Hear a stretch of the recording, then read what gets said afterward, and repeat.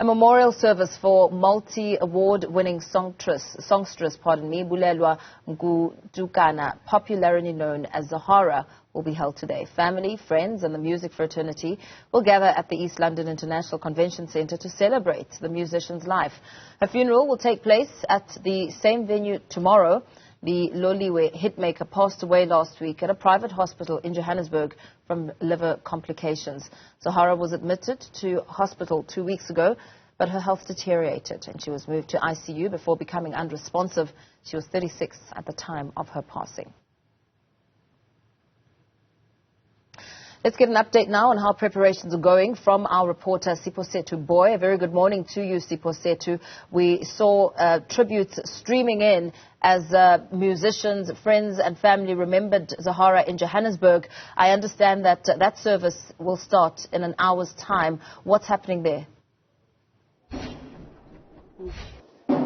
Well, good morning to you and to the rest of our viewers. And like you correctly stated, the Johannesburg leg of the memorial service took place a week ago, but today is the Eastern Cape leg of the memorial service, where many of the local artists, the family, friends of Spinach, as she was famously known and called this side of town, her birth town and city, East London. And of course, Zahara is originally from Pumlani Township, quite close to East London. And now currently the situation, I'm just going to ask my colleague Usiankayana to just give you a sense of what's currently happening inside the ICC hall. The sound and the band is just making sure that the sound is correct for some of the artists that will be performing from 11 a.m. this morning. We're expecting performances from Betusile and Inga. We're expecting performances from Slick Angel, just to name a few. And from what we also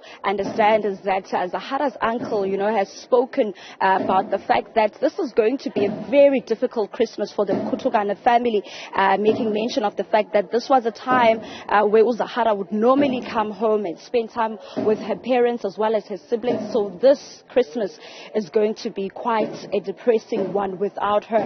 And we had the privilege and the honor to speak to her teacher just 2 weeks ago when we visited the family home, and she was making mention of the fact that Zahara has always been a child that was blessed with compositioning songs, and of course saying that there was one particular song that she used to sing called Uzundi Twale. And of course, when she would perform this song, everyone at school at Lingeletu High School would get emotional, as well as Salanam. So, one would also say that just going through the social media posts from many of her supporters, that Zahara had a song for different phases of one's life. So her music, Paul, will live on. And today we're expecting some of those artists to perform some of her songs as well as their own, as Zahara was one artist that was dearly loved by the people of the Eastern Cape, who have a full ownership of her, even calling her by her childhood nickname, Spinach. And that name, of course, came from her love for spinach. So today is going to be a bittersweet moment for the family,